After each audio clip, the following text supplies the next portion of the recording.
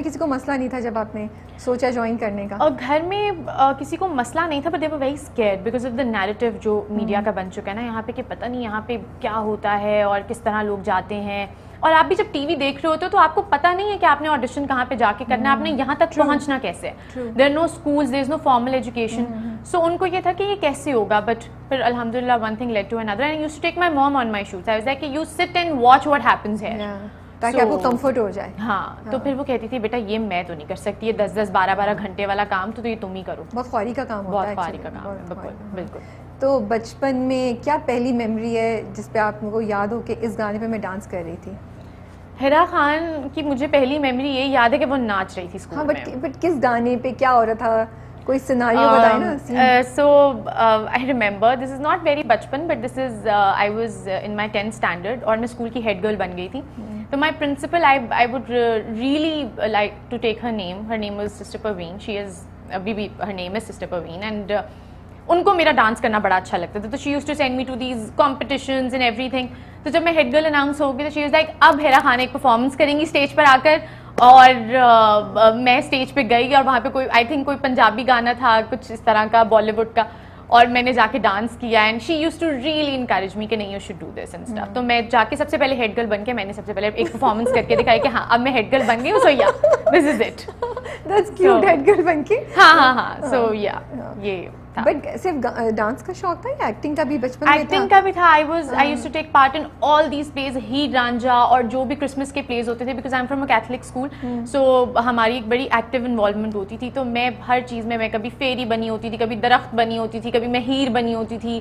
اور جو بھی مطلب کچھ وہ والا بچہ ہوتی تھی کلاس میں کہ اچھا جی کوئی ایکٹیویٹی آنے لگی ہے تو جی میں جاؤں, میں کروں. مس سویٹ کا چانس کیسے ملا پھر؟ مس سویٹ کا چانس میں نے بتایا ہوا پہلے بھی کہ I was applying for an internship or something happened and then وہ آیا نہیں, and then I went to WEET and everything.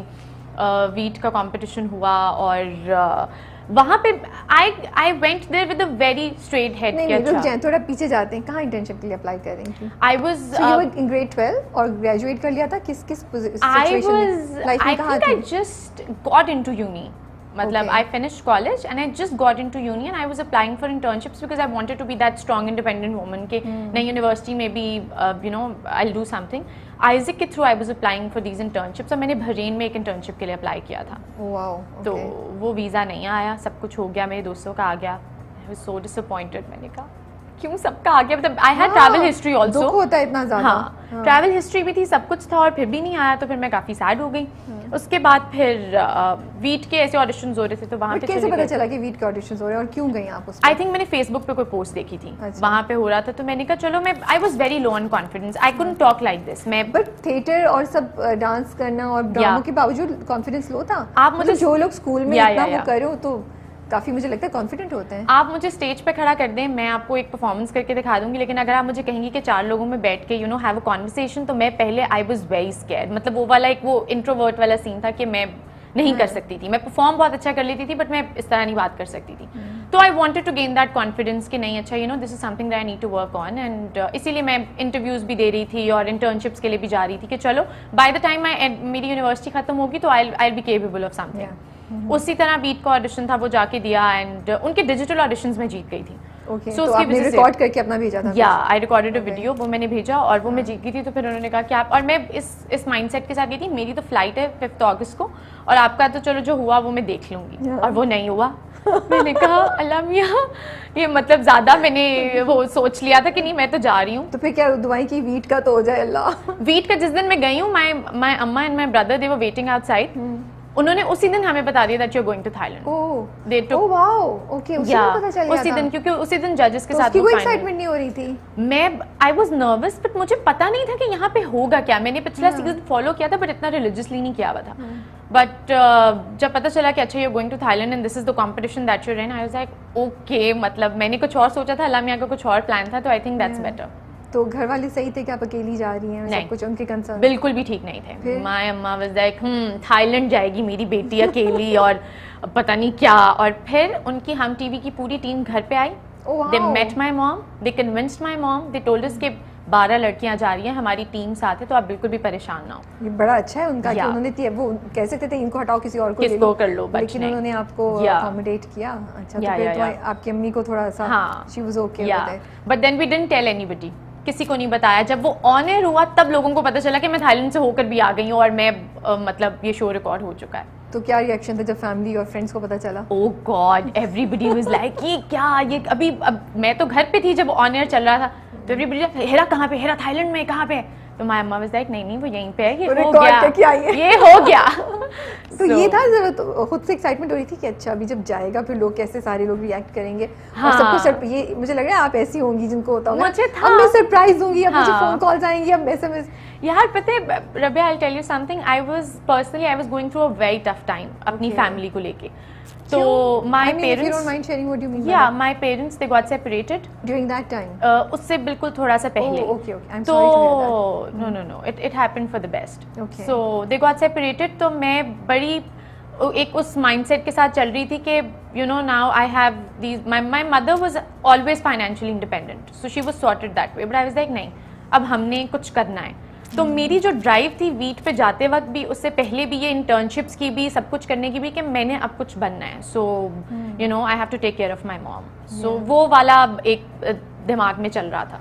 سو یا تو پھر آپ اس طرح نہیں انجوائے کر سکیں اس چیز کو because of this. I think کہ اس نے مجھے بہت رسپانسبل اور بہت وہ جو ایک بچہ پن تھا نا میرے اندر سے, وہ نکال دیا تھا کہ اب زندگی میں سیریس ہونا ہے, نا I have to make something out of myself. If you are okay to talk about it. یا I am. How do you اتنی ینگ ایج پہ کیسے ڈیل کرتے ہیں آپ, یا کیسے ڈیل کیا سیپریشن؟ بیکاز آئی تھنک ایک وہ جو ہوتا ہے نا بات کا پروسیس تو علیحدہ ہوتا ہے, ایک تو یہ ڈس اپوائنٹمنٹ اور یہ دکھ کہ فیملی یونٹ بریک ہو رہی ہے, فیسنگ دا ورلڈ, مجھے لگتا ہے یہ بھی ایک بہت بڑی بات ہوتی ہے کہ سب باتیں کریں گے, آپ ان کو کیا جواب دیں گے اگلی دعوت پہ یا اگلے ایونٹ پہ ساتھ نہیں جائیں گے. یہ چھوٹی چھوٹی چیزیں ہوتی ہیں جو اس وقت بھی شاید ہٹ کرتی ہیں, بٹ جیسے آپ زندگی میں جاتے ہیں تو زیادہ ہٹ کرتی ہیں. آپ نے کیسے ڈیل کیا تھا, اینڈ آپ کیا ایڈوائز کر سکتی ہیں تمام ینگ لڑکے لڑکیوں کو جو اس چیز سے گزر رہے ہوں؟ آئی تھنک ہماری جو ڈرائیونگ فورس تھی وہ ہماری اماں تھیں. مطلب مائی موم, شی واز لائک بیٹا میں یہاں کھڑی ہوئی ہوں تم لوگوں کے پیچھے, تم لوگ جا کے دنیا فتح کرو, میں دیکھتی ہوں کون کیا بولتا ہے. اور ہمیں اپنے سے زیادہ ان کا اور ہوتا تھا بیکاز آپ نے پوری زندگی ایک انسان کے ساتھ گزاری, آپ کے 4 بچے ہیں اس سے, and then you have to move forward with ایوری تھنگ. اینڈ دین مطلب سب سے زیادہ مجھے ایسا لگتا ہے کہ اگر میری اماں فائنینشلی انڈیپینڈنٹ نہیں ہوتی تو میں بھی یہاں نہ بیٹھی ہوتی. She funded my trips, she sent my brother to Canada کہ تم جاؤ, تمہیں ہی گاٹ ہز جاب دیر. تو مطلب ان کا ایک وہ سپورٹ تھا کہ میرے بچے بس کچھ, میں نے تو جو کرنا تھا زندگی میں کر لیا وہ کر جائیں. بٹ پرسنلی ابھی تک آئی تھنک جب when you go through an event like this, آپ پوری زندگی اس سے ریکور کرنا بڑا مشکل ہوتا ہے. I am on very good terms with my father, he is a great father. ان دونوں کی نہیں بنی آپس میں کوئی مسئلہ نہیں, but he was a very good father. تو وہ ایک وہ کمی ہوتی ہے, بٹ آئی تھنک ہماری اماں نے ہمیں نہیں محسوس ہونے, جنہوں نے ہماری یونیورسٹیز بھی پوری کرائیں, انہوں نے ہمیں پڑھایا بھی, سب بہن بھائیوں کو, جس کا جو تھا, جو وہ اپنی زندگی میں کرنا چاہتے تھے. My little sister, she loves to dance, so she is a dancer and she does it really well, so she was like I'm here and you guys go and do it.